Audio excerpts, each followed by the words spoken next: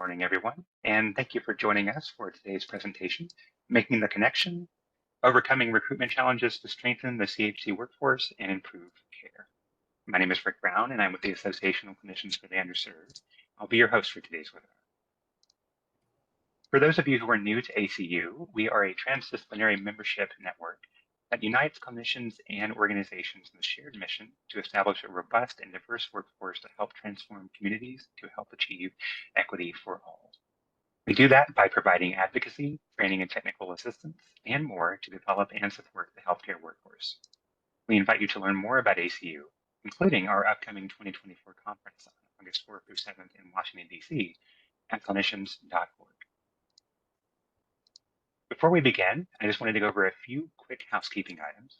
First, if you encounter any technical issues today, please reach out to my colleague, Jen Dix, who is also on the line for assistance. Second, today's presentation will be recorded, and we encourage you to ask any questions that come to mind during our concluding Q&A. You can ask via the chat or enter your question into the Q&A panel. At the end of the session also, please be sure to complete our evaluation. Very helpful to improve the quality of our trainings. Lastly, I am pleased to introduce today's moderator. Amanda Pears Kelly is the Executive Director of ACU, and we're excited to have her with us to introduce today's speakers and moderate our Q&A. And I'll turn it over to her to get us started. Hey everybody, it's so great to have you with us today. Amanda Pears Kelly, I'm the Executive Director of the Association of Clinicians for the Underserved. I'm really excited for the conversation today. A lot of really good information to share with everyone, and just really grateful for the partnership with Inline Group, and specifically for Joe and Caitlin who are joining us. But let me start by introducing my wonderful colleague, Suzanne Spear. She is our Vice President of Workforce Development. She joined ACU in 2017. Suzanne is really our most senior leader in the workforce space over ACU. She oversees workforce development efforts and initiatives. She works directly with a variety of stakeholders, including federal, state, and corporate partners, to accomplish ACU's strategic workforce priorities. She's been working with health centers since 2013. She worked at the Virginia Primary Care Association. She's worked with a number of health centers. She is really just a superstar in the workforce space for health centers, and I think really across the board, and is such a wonderfully visionary strategic thinker. So I'm really pleased to be able to turn it over to Suzanne for a bit to get us started here. Wonderful. Thank you so much, Amanda, for the introduction. And thank you all for being here today. So let's start out with setting the stage and taking a look at the current state of the healthcare workforce at health centers. Next slide, please. So for most of us on the call, you may have seen these statistics a time or two, talking about the number of patients that are served by health centers. But I really wanted to start this out by showcasing these numbers, as it's really important to our conversation. So on this slide, mentioned and pulled directly from HRSA, that in 2022, more than 30.5 million people used and participated, utilized the services of HRSA-funded health centers for care. I think it's the number is more like about 31.5 million now, or about 1 in 11 people in this country utilize federally qualified health centers or health centers for their healthcare needs. This is a huge portion of the population, as I mentioned, 1 in 11, so 10%, more than 10% of the population really, gets their care at health centers. And I share these numbers as our why when it comes to the workforce. Workforce, recruitment, and retention, the patients and the care provided to them are the reason that we need a robust healthcare workforce. Next slide, please. So noting the number of patients that are served by health centers, there are many places in the country that are lacking adequate provider staff in various disciplines. So in primary care, dental health, behavioral health, and mental health areas, there are healthcare professional shortage areas, also known as HPSAs. For each of these disciplines, you can see how many people are in each shortage area. Now, this is across the United States. This is a very large percentage of the population, and so is the need for the providers to fill those vacancies. Next slide, please. So, but as we all know, there is a significant shortage of providers and healthcare, of providers and also healthcare professionals across the board. So over the next 6 years, the National Center for Health Workforce Analysis predicts that the supply of healthcare workers is going to decrease, yes, decrease by 1%, and the demand will increase by 5%. So it's going in the opposite direction that it needs to be. So this, of course, reinforces what we already know. Recruitment and retention need to be a large area of focus for health centers. If you want more specifics on shortages, on specific disciplines, over a determinate amount of time, take a look at HRSA's National Center for Health Workforce Analysis. I believe they have information and projections all the way going up to 2036. Next slide, please. So to assist with some of the recruitment and retention challenges when it comes to providers and clinicians, HRSA's National Health Service Corps programs can assist health centers with both recruiting great candidates and retaining them until their loans have been satisfied. This is definitely not a comprehensive list of all the programs under the NHSC program. And you can read more about those on HRSA's website, but I just wanted to highlight this as a program, as a major tool in both recruitment and retention utilized by many health centers across the nation. Next slide, please. Okay, so beyond the numbers here, let's take a look, a little bit deeper dive into the workforce challenges that health centers are facing. Next slide, please. This is definitely not a comprehensive list of all of the challenges that health centers face when it comes to their workforce. But for sake of today's presentation, we're just going to focus on these three. So first challenge we're going to talk about is employment competition. There is a ton of employment competition out there from both the healthcare sector, from large health systems, other primary care providers, and urgent care centers. We are also facing competition when we're thinking about the healthcare workforce when it comes to non-healthcare entities, right? Especially for those positions where they are non-licensed positions, such as front desk staff and call center staff, those type of positions. Those competitors, the people, the entities that we are competing with, and I say we in terms of health centers, we're competing with other employers like Costco, gas stations, those type of things. Folks are paying, those type of entities are paying about the same amount per hour as different positions are at health centers. And so we're competing with both healthcare entities and non-healthcare entities for staff at health centers. And then health centers are also having retention issues. So we all heard about the Great Resignation, right?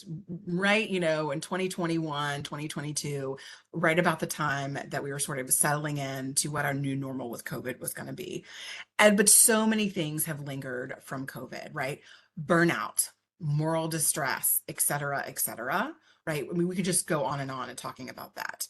But health centers are losing staff to those entities I talked about, non-healthcare organizations, large health systems, all of those type of things. Really, just employment competition is super fierce. And then, higher than anticipated turnover, really, it just continues to be an issue. And we know health centers are working hard to combat this in a variety of different ways. But it still is a problem, right? And it's something that we need to think about and address, and nothing new, but definitely something to keep in mind when it comes to challenges. And then finally, in terms of workforce challenges, is recruitment. Recruiting is hard, and no one here on this call is going to tell you that recruitment is easy, but there are ways and things to put into place to make it a little easier for your organization, right? There is a shortage of providers and non-provider staff. In addition, finding mission-driven individuals that want to work at health centers can be difficult at times, especially in certain locations, whether that be rural or urban.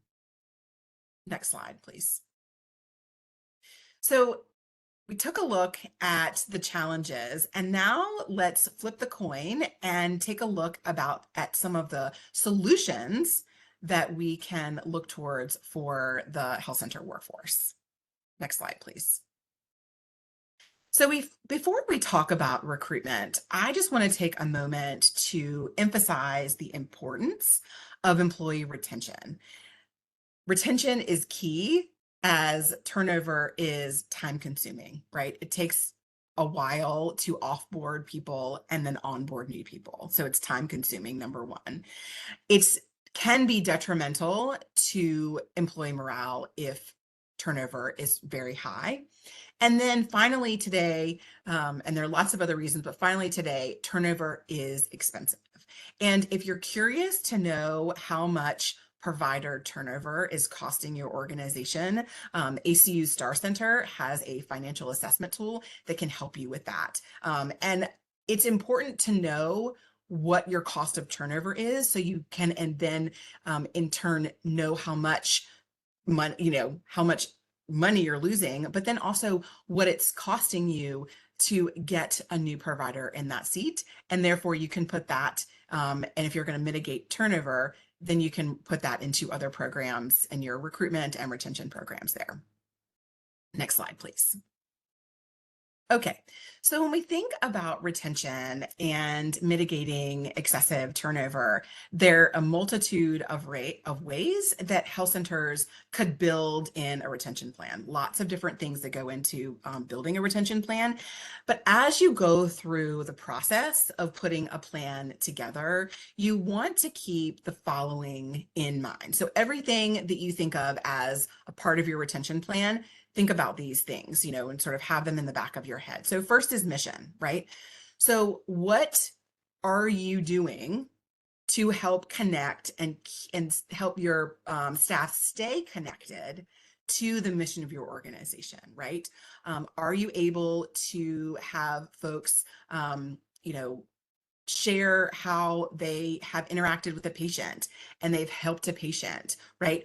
Hearing those type of feel good stories are very, very important to morale, and also bringing it back to why we're doing what we're doing, right? There are a lot of ways to do that, but think about as you're building your retention plan and putting things in place to really help retention, think about continuing to connect mission with your staff.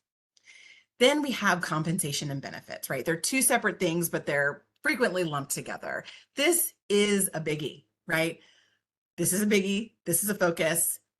Paying providers and other staff what they deserve to be paid, and in competition to what other healthcare entities and other organizations, non-healthcare entities can pay. That's a really big deal. But there are things that you can do when it comes to compensation and benefits to not only attract, but then also retain staff. And so think about this when you're putting together your retention plan. I'm sure you already are, but just make sure that you're keeping compensation and benefits at top of mind. Compensation is a little more concrete. You can have things such as bonus programs and all of those type of incentives, but it's important, right? We want to think about that. And then benefits, the world is your oyster when it comes to benefits.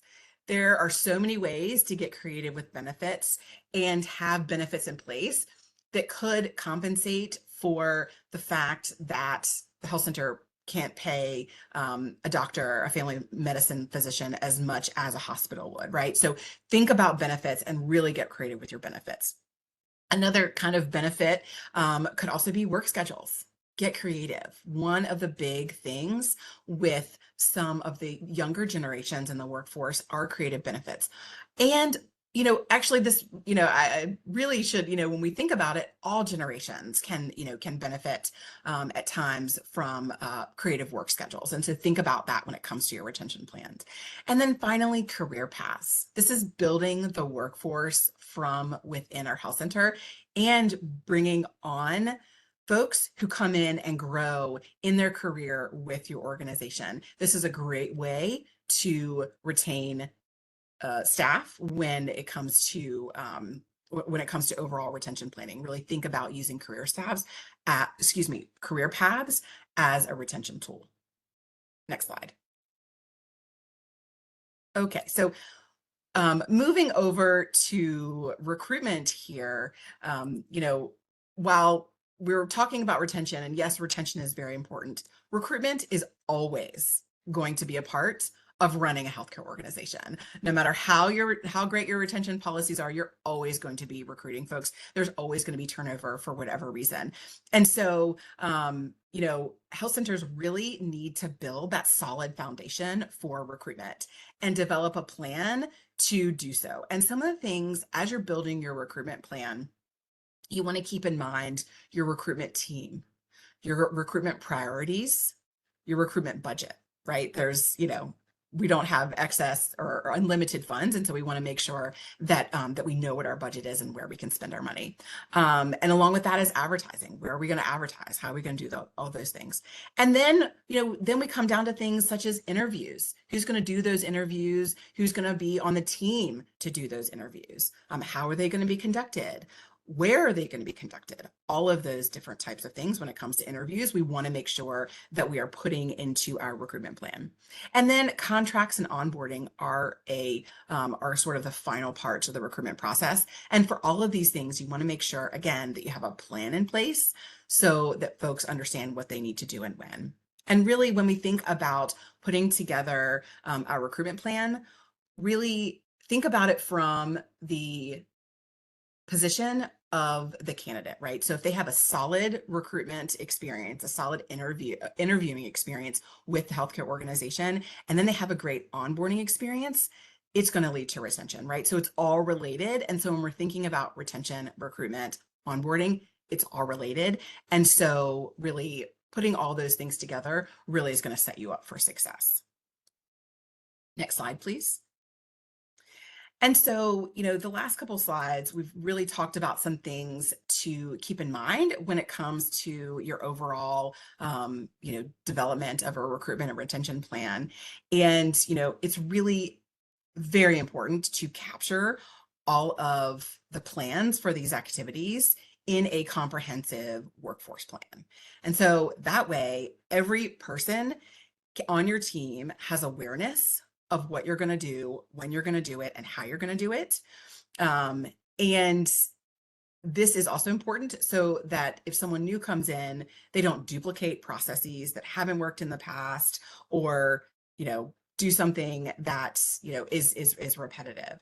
And so it really could be cumbersome to develop a comprehensive workforce plan and update it on a regular basis, because that is very important too. But you will reap the benefits if you do so.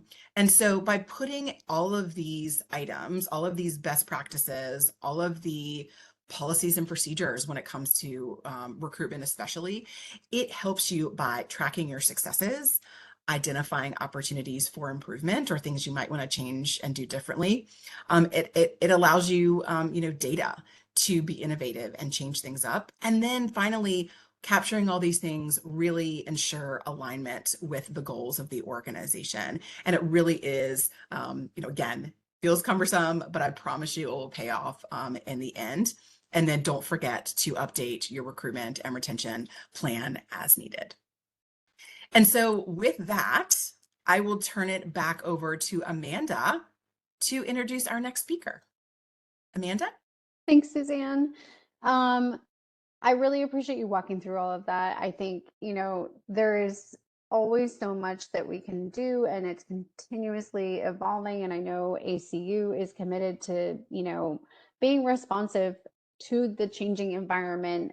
We already have a ton of really wonderful resources. The Star Center 2, of course, is an amazing resource to everybody. But one of the reasons that we entered into a partnership with the Inline Group is that while ACU is committed and really kind of grounded in our workforce work, and with the launch of the National Center earlier this spring and summer, we're continuing to build on all of that.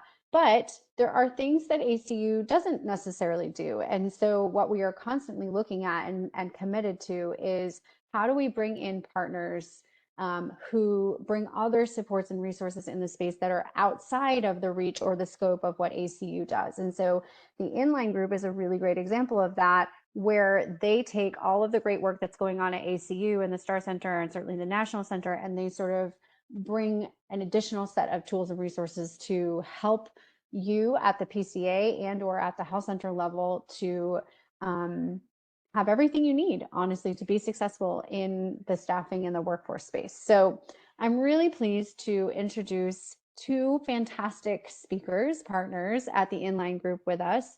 The first is Joe Valdez. He is Senior Vice President at the Inline Group. He is an industry veteran. He joined Inline in 2013 and has earned his way into becoming the Senior Vice President. His journey in healthcare recruiting began in 2003 and led to building his own startup in 2010. After selling his startup, Joe set out to leave the industry, and that's when Inline kind of stepped in. After hearing about our unique approach, he joined the Inline team, an extension of the ACU team, and entered into the recruiting space. He is just a really wonderful human. He understands health centers. I know he has traveled to every corner of the country and talked with, I don't even know how many health centers at this point, and worked with so many of them, also with primary care associations.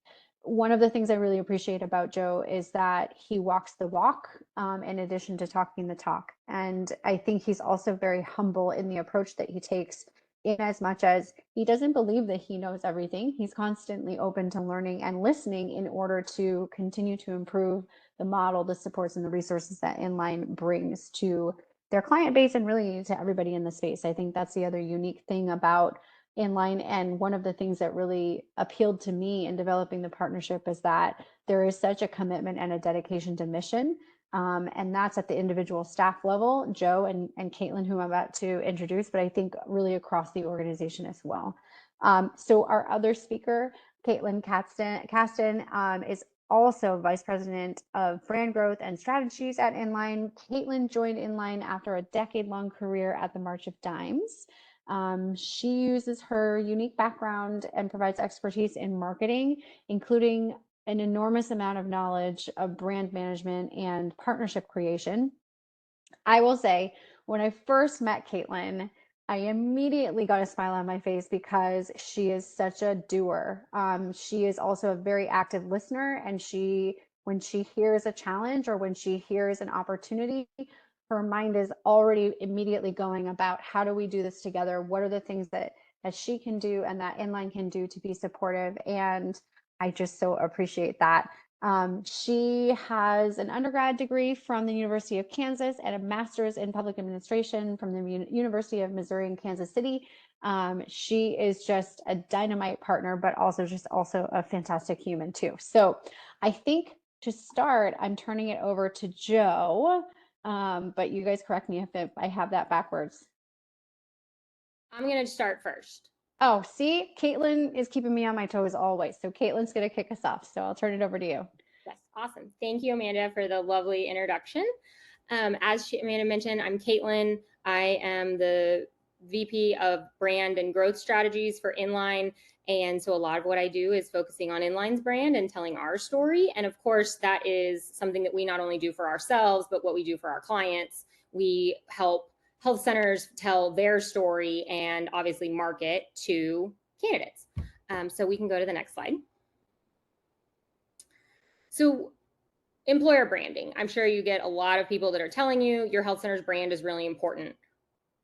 90% chance, I bet they're telling you it's important to the patients that you serve and in your community. But branding is equally as important when it comes to the type of candidates that you're recruiting and how you're recruiting, because your brand is your external representation of your health center, right? It's the first thing people are going to see about you.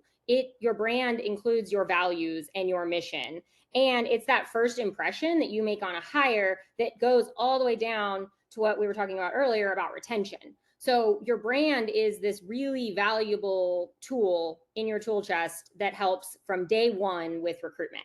Really think about your job description when you are looking for a new candidate, right? Your job description is almost like your book cover. And they say don't judge a book by its cover, but we all do. So your job description is that really quick cover that they're trying to not just find out, okay, what type of job, what is the day in and out of the tasks I'm going to be doing, but who am I working for and where am I joining? What organization am I joining? So we can go to the next slide. So branding matters. Branding matters, as you guys know, for a lot of different things, but of course, employer branding also matters. We've found that when employers have a strong brand, they do have higher retention. But of course, branding is really what gives that candidate the insight into who you are and where they're going. And so we often find that candidates will tell us, even after several interviews, the brand and who the healthcare organization was just wasn't clicking with me, even if they say they had good interviews, right? And that's something that you would kind of be like, well, how can it be a good interview? But again, it's a vibe. And as cheesy as that sounds, the brand and how you talk about yourself, how you talk about your organization, and the stories that you tell about who you are really does matter. And it can give that vibe to the potential candidate that really can make or break those deals. So we can go to the next slide. So when you think about crafting your brand, what I usually tell people to think about is when we look at, employee satisfactions and things, we know that pay only matters so much to candidates, right? And as job satisfaction increases, we find that employees are often willing to accept less in salary because they are dedicated to the organization. They've found that culture and that place where that agrees with their values. But how do you do that? How do you tell that same story to someone when they're just looking at you for that 30 seconds of looking at your job description and deciding, am I going to go down this path of interviewing with this company? And so that's why it's really important to craft your culture and your values and everything into that brand and into that job description. When it talks about who we are as a healthcare organization, you don't just want to talk about we serve the community, because again, you're going to sound like everyone else. Really diving into a lot of what Suzanne was talking about in your retention plan, thinking about the things that are helping people stay, talking to your current workforce of what do you love about your job? What is keeping you here? All of those things, taking that information and crafting it into your job description and into your brand story in those job descriptions are the types of things that will make you stand out when a potential candidate is just scrolling on their phone, looking at, as we talked about the competitive market, that when you take the time to tell that story in your job description, it gets noticed. So we can go to the next slide. So again, when you communicate your brand, it's very important that whatever you've said in the job description does match with what's on your website and what's being said about you externally. It's very important to monitor your Google reviews and different things like that, because candidates can tell if that one job description sounds one way and then every other interaction they have with your health center sounds a little different. That trust level goes away. So you really want to make sure that that branding message and that employer branding message is very consistent across the board. You also want to use storytelling to convey a lot of different things. So, for me, my favorite part of storytelling is telling the story of self, which is telling the story of your organization, telling the story of us, meaning you and your potential hire, you and your candidate. What type of candidate are you looking for, and how will they and you work together to create the story of now, which is really where you're talking about what you and your healthcare organization are going to be doing for your community.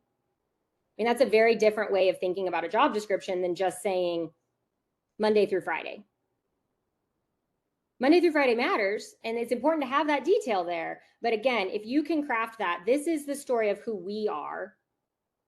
This is the story of the type of the person we need to employ to help us create the story of us. And that story of where are we taking our health center and where are we going to make improvements in our community and how are we going to do things. So again, storytelling is really important, and you can do that in lots of little snippets. One thing that we often encourage clients, is to talk about what's the average tenure of providers that are currently working for you, right? So you can have that little snippet that implies like, look, people want to stay here. Then you tie that into maybe an employee testimonial about staying there, right? So you give them that small detail that makes them want to keep reading, that makes them want to learn more. Then you use a real person and a real moment in time to kind of help add more color commentary to that little statement that you've made. The other thing I would say about communicating your brand is visual branding is really important. It's very important that you check and make sure on your website that your careers page is very user friendly. So visually appealing is important, but also when we talk about visual, I mean user experience. We all know when we've gone to those websites and you just can't seem to find what you're looking for, and it's not falling into that brand, pattern. In marketing, we call it UX. But it's that user experience of everything that they're doing with us. How many clicks does it take to get from learning about your job to applying? If it's too many clicks and it's too many windows and it's too many browsers and it's all of those things, you're more likely to lose the candidate. So again, you can create a great story, but you also have to look at it from the perspective of, okay, now how am I going to make sure that the candidate that I'm looking for comes on this experience with me and reads the story and then moves forward to the apply and the interview and all of the things after that. So we can go on to the next slide.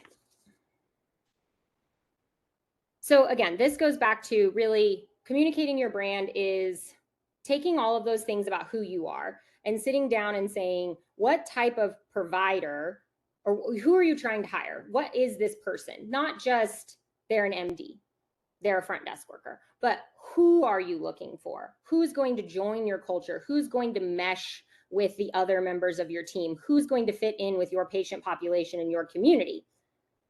Create a persona of who that person is, and then write your benefits to resonate with that type of person. I realize that takes a little bit more time, but think about things like Monday through Friday.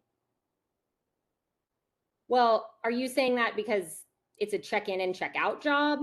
Are you saying that because it's what's standard, or just you had to put something in the box?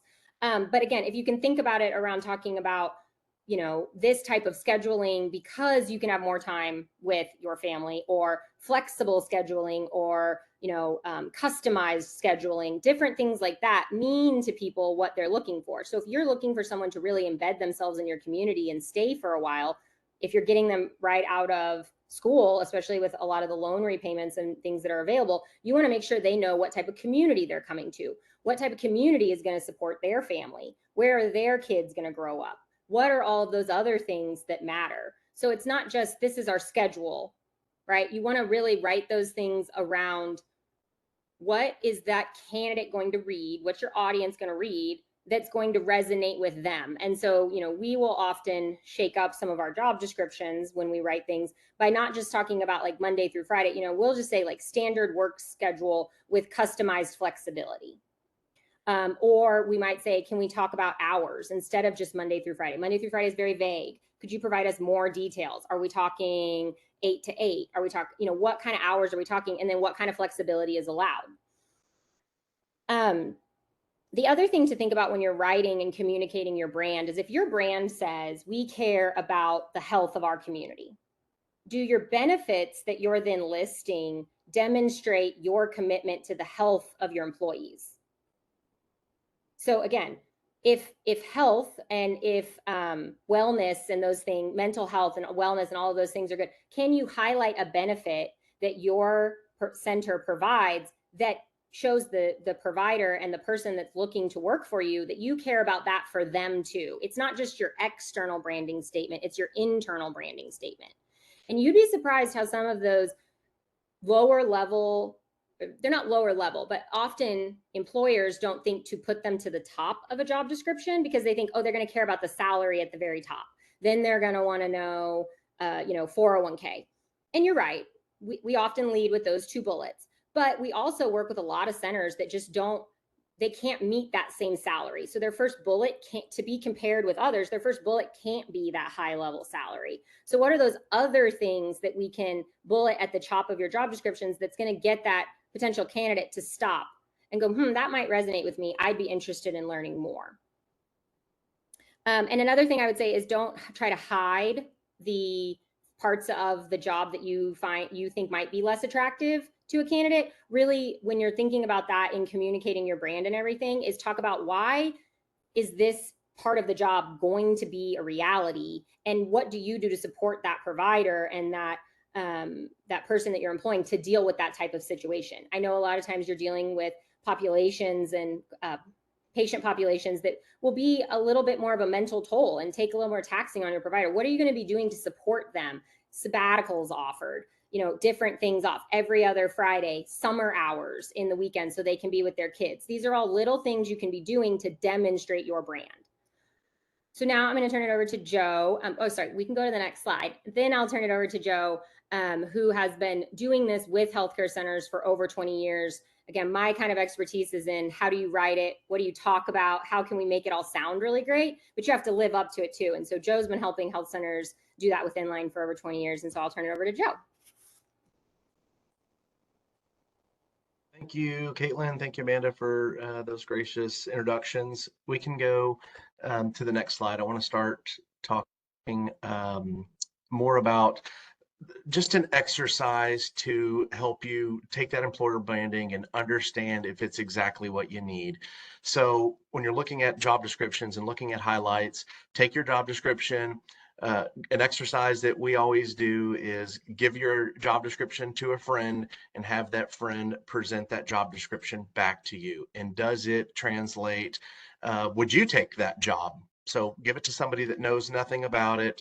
And you really have to begin to understand more of who you're getting the job description to and begin to work on it. So I want us all to, let's go to the next slide. And I want us all go back for just a moment.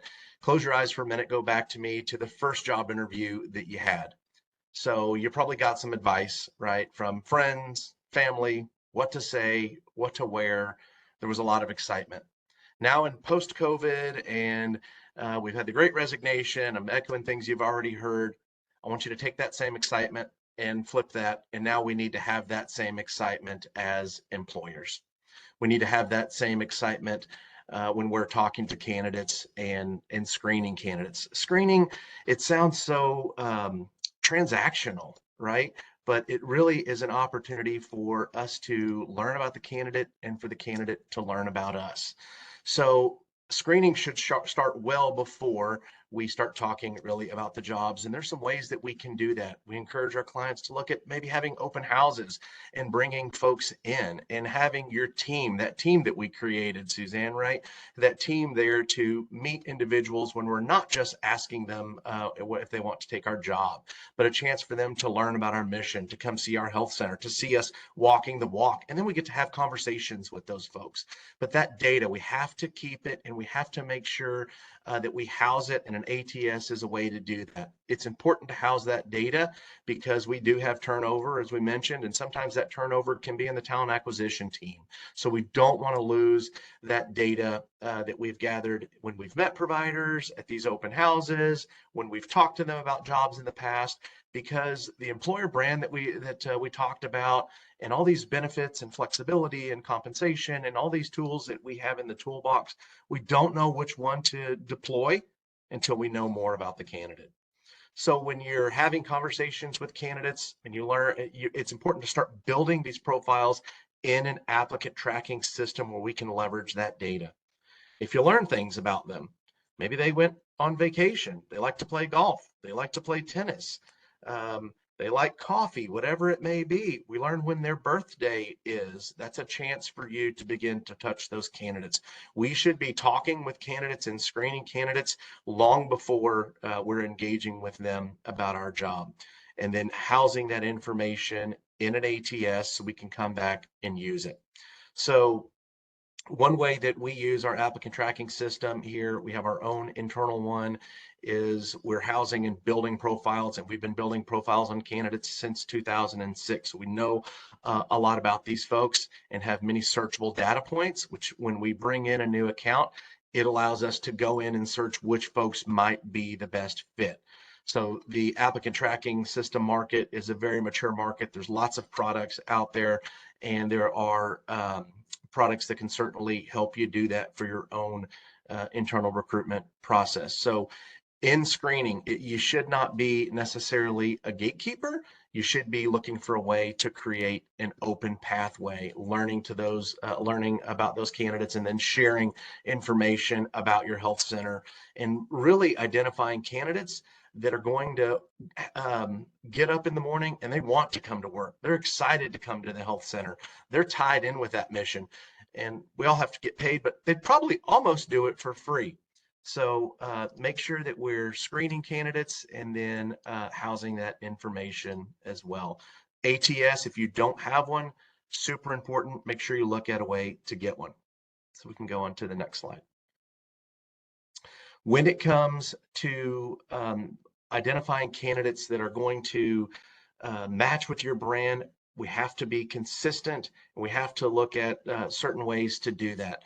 So when we have that team, standardized interviewing process, standardized questions.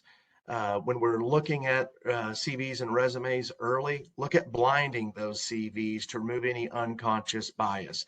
Oftentimes the screening falls only on the recruitment team and only on that front end recruiter. As we pull together recruitment teams and our recruitment plans, look at bringing other people in earlier so we can get different perspectives and make sure that just not one person doing that initial screen every single time. There could be unconscious bias that they may be implying, so we'll look at diversifying that team, but consistency is going to be important to make sure that every candidate has an equal and equitable opportunity to be considered for that opportunity. And we want to find folks that are going to be a great fit and find high job satisfaction. So if they're going to find high job satisfaction, that gives us an opportunity to retain them, to have that long-term compatibility. It gives our patients an opportunity to have consistency with their healthcare, lead to better outcomes. So have candidates come meet them in person, have your providers get to meet them at these open houses, and look for a way to make sure that we are standardizing that process from beginning to end, and that our recruitment and our screening questions, and when we are sharing information about our health centers, that it is standardized and it is consistent. So I've been to health centers across the country, and health centers are always asking me, Joe, what are folks looking for? What are candidates looking for? And I get to tell them exactly what the candidates are telling me. So I don't have the answers. The candidates have the answers. So talk to candidates and learn more and document that data of what candidates in your market for your health center are looking for. Is it flexibility? Is it compensation? Is it benefits? Listen to the market. Track that data through your applicant tracking systems. Use that to better tailor your job description, your benefits, and your compensation packages. And that'll help you retain folks long-term. Next slide. So tips for screening candidates based on your brand fit. So the first thing that we can look at, my overarching theme here is standardization, right? Look for behavioral interviewing. There are many organizations and outlets that can help you with that.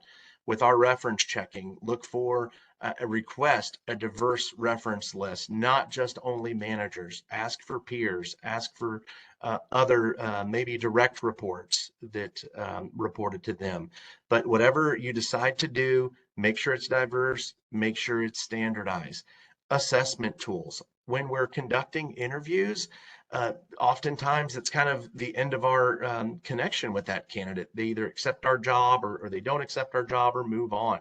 I encourage you to look at standardized ways for post-interview questionnaires. That gives us an opportunity to, if that candidate's willing to be open with us and share information, maybe there's steps in our process that we think are great, but interviewing candidates are either intimidated by, don't like, or there may be opportunities for us to change our interviewing process and be more welcoming to candidates. And maybe that more welcoming is more reflective of our brand. So there may be steps that we just don't see because we're delivering on this end and we're conducting the screen, but post-interview questionnaire, behavioral interviewing, reference checks, putting a team together that's part of their stakeholders, part of the recruitment team, that's a diverse team from leadership, human resources, the caregiving team, have all of those folks involved in developing that interview process so it's diverse and that it's hitting all aspects of screening those candidates. So what I will leave you with today is the data. It is important to house that and to leverage it. So we have turnover in talent acquisition, every phone conversation, email, text that we've had with any candidates, we need to house that. If we've met them in person at conferences, those notes need to be put into the system so we know that. If they've come to an open house and had a conversation with either a physician that might be part of the recruitment team or someone in leadership or anybody, all of that those team members should come together and consolidate that data so we begin to learn more about those candidates. It gives us an opportunity to go and talk to candidates about open opportunities in the future. And we know a great deal about those candidates, and we can pull the right tool out of that toolbox that we've created with our branding and show that to that candidate and say, here's why I think you would be a good fit. Here's why I think you'd have high job satisfaction. And here's why you should come and heal with us. So standardize your process. Make sure that we are looking at all aspects and removing any possibilities of bias. Look at blind resumes, blind CVs, and sending those along. So that's what I'll leave you with today. Recruitment is certainly challenging out there, but if we move to a proactive approach in your recruitment plan, where we are going out and talking to candidates for positions that we don't even have available. So let's say, for example, we don't have any family practice opportunities today. That shouldn't stop us from building relationships with family practice providers, not only in our community where they could come in and share a cup of coffee or a donut at an open house, see the health center, many opportunities to do that, whether it's a trunk or treat, if we're expanding services, if we have a new site, any opportunity we have to engage with providers in our community, we should take that and begin to be friends with these folks. Then when you go through that screening process, you're talking with someone that you're familiar with, they're familiar with your mission, they're familiar with your brand. And when it comes time to look at partnering, because that's really what employment is now, it's an opportunity for you to screen that candidate as much as they're screening you, and tie that all together. It all feels more natural. And that'll take us to our last slide. This is my contact information. Our information is available on the ACU website, also on Inline.group if you'd like to reach out. There's lots of opportunities that we have to meet in person at conferences. We will be at the ACU annual conference as well. Come see us, call us, email us if we can be a resource for you. Thanks, Joe. Thank you, Amanda. Yeah, a lot of really great information across the board. And, I'm sure it's the same for everybody on the call, whether I am talking to a PCA or to a health center, it doesn't really matter the part of the country. Workforce is usually the number one, if not number two issue that people flag as just, trying to work through. We have a little bit of time for Q&A, and so if you do have questions or comments or feedback or, specific challenges you're facing or frankly best practices, please don't be shy. Enter those into the chat. We'd love to take those up. I do have a couple questions for you guys. I always do. I think I'll open up this first question first to Suzanne, but I actually think Joe and Caitlin, you guys should chime in too if you have thoughts. But I'm curious for the panel, Do you guys have specific tips on recruiting in areas for smaller and under-resourced health centers? So I think one of the things that we run into certainly is every health center is different for one thing, but I think in smaller communities and certainly for under-resourced health centers specifically, how does that work? Because I feel like it can sometimes feel impossible, to work with partners like Inline Group and or just, what are the tips that you would offer? So I'll start, and then Joe and Caitlin can chime in. So I think, first of all, priorities are, right? And identifying what your priorities are, and then really taking a look at what you can do, and kind of what I said before, like what can you do to retain retain your staff first, right? And figure out the resources that you to do that. And then, really focus, when it comes to recruiting, really focus on what makes your health center great, kind of piggybacking on when Caitlin was saying, what makes it unique, like what are your selling points and things like that. There is always something that a health center has to offer. And so even if your resources are small, you can focus on that and developing a really great job description, working on your branding. Even if you don't have a very large budget for branding, do some things like put some time and effort into updating the language on your website and those type of things. So really focusing on things that are no cost or low cost. I mean, obviously staff time is cost, but really taking a look at those things that don't necessarily, have a lot of dollars attached to it. And I really appreciate what Caitlin was sharing in terms of just like branding and making sure that the applicant experience is easy, right? Because even if you're under-resourced and you're in an area that is small, with a smaller population, if it's not easy to apply for a job, then people are not going to do it. Like if you're telling people to fax their application in, no one knows even where to get a fax anymore. And so, and I'm really, there have been health centers that, that are places that I've seen that's their, that's their process. So just thinking about like ease of application, really focusing on that branding part, and then thinking about things that you can do that are low or no cost. And it's not necessarily easy, but just it takes a little bit of creativity, how utilize the staff and the people that you have to be a part of your recruitment program.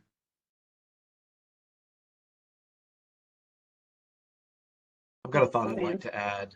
Yeah, please. Absolutely. Folks want to apply from their mobile phone. So that's the first way. So there's some low cost ways to do that. The second thing that doesn't cost any money, and I always tell this to my kids, is it's free to be kind. So that's where I would start. I would make sure that everybody that we knew, we're having these open houses, we're inviting folks, we're becoming friends with everybody in our community, and letting them know first we are trying to hire for these positions so they can begin to reach out to their network. I promise you, somebody wants your job out there. Either the timing isn't correct or they don't know about it. So as you can begin to become more integrated in your community, more friendly with folks in your opportunity, share with them your challenges. They will rise to the occasion. You never know who knows somebody's who's a cousin, a brother, sister, or something that may be looking to come back, because we said small. So we're just going to say, for this example, it's a rural community. Make sure that everybody knows, everybody in town knows this is what we're trying to recruit for. That's where I would start, is making friends with everybody, whether it's coffee and donuts, come by the health center, see us, whether it's attending Rotary Club meetings or anywhere that you can get the word out in your community. That's where I would start. Thanks, Joe. Referrals go a long way. Yeah. So we had a question come in, which is perfect because it actually ties into a question I was going to pose specifically to Joe and Caitlin. But Rachel Hines asked tips on recruiting bilingual staff, which I think is very, very relevant. And then to kind of piggyback off of that, how do you guys at Inline do you have like specific recruitment strategies to meet the specific needs of health centers? So I think the question that Rachel poses is exactly that. It's sort of like there are health centers that have specific needs. So if maybe all of you could speak to what is it, you know, tips for recruiting the bilingual staff, and then specifically for Joe and Caitlin, you know, what does it look like? Like, how do you make sure that you're tailoring and doing not just sort of a one size fits all based on the specific needs of the health center? Anybody want to go first? I've got a lot of thoughts. So, and you know, the reason I'm probably jumping right in here, I apologize, is I'm in the field and I'm doing this and I'm meeting with health centers. So when we first talk, there's two questions there. Let's unwrap the first one. When we're recruiting for bilingual opportunities, let's make sure that we're posting the opportunities in the languages that we are looking to recruit. So if it's just in English and that we're saying it needs to be bilingual, so let's recruit in an equitable way and make sure that it is in that other language as well.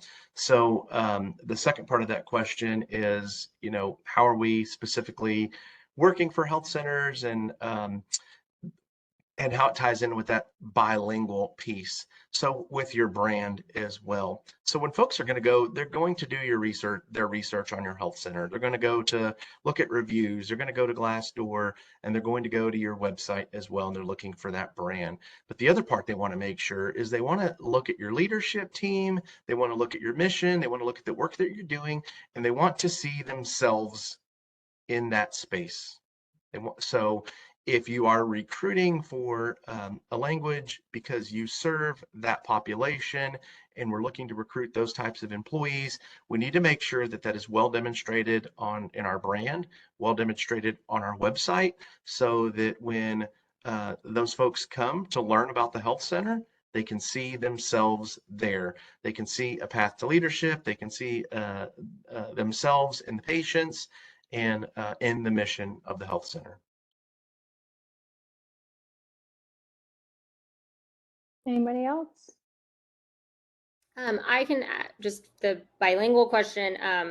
One thing to just free fact, ChatGPT actually has a universal bilingual translator, and it is fantastic in the sense that it also makes sure you're translating your job description and things into conversational pieces for foreign languages. So again, it's free. Just something to think about. You want to make sure you are posting that way, but you also want to make sure that it's coming up, you know, that it's saying what you want it to say. So use those things, and then also make sure your website has things set up on the back end that uses the Google Trans. Like most browsers have a way for someone to take an English, you know, web landing page and turn it bilingual. And so just make sure that you have those things set up. And that you're able to do that. That's just like a really quick, easy way to make sure you show up in searches and in the places where those bilingual might be looking. Okay, thank you guys. Well, I'm looking at the time. I actually have a bunch more questions. And I feel like there's so much more to this conversation, but I am conscious of time, and I know we're just about at the top of the hour. So I'm going to stop us, but I will just say, if you do have additional questions, if you want to be in touch with Joe or with Caitlin, of course, with us and Suzanne, we are here and available to support you guys always. Again, I just want to say thank you so much to Joe and to Caitlin. We really appreciate the partnership with Inline Group. And again, just for those of you joining us today and kind of learning about the partnership, ACU continues to be 100% committed and building out all of our work in the workforce space. We're very excited about the offerings that already exist between the STAR Center and several different workforce contracts, but then also all of the new resources and work that we're doing under the National Center. But Inline is able to expand that work even further by supporting the staffing needs, by supporting the recruitment element of things, which is something that ACU doesn't do. And so again, our commitment always to our members and our network at large, and really to anybody who needs the help, is to try to always be connecting you with resources and partners that can help. And so Inline has proven over and over again that they can be that source of help. But it is also a situation where, you know, it's just worth a conversation. Sometimes it won't be a fit, but it's worth a conversation, and for you guys to be able to choose, and we want your feedback either way. So thank you guys so much for your time today and for all of your incredible work. And we're always here to help. and look for follow-up coming out of the webinar today. And I hope everybody has a wonderful remainder of the day. Thank you so much.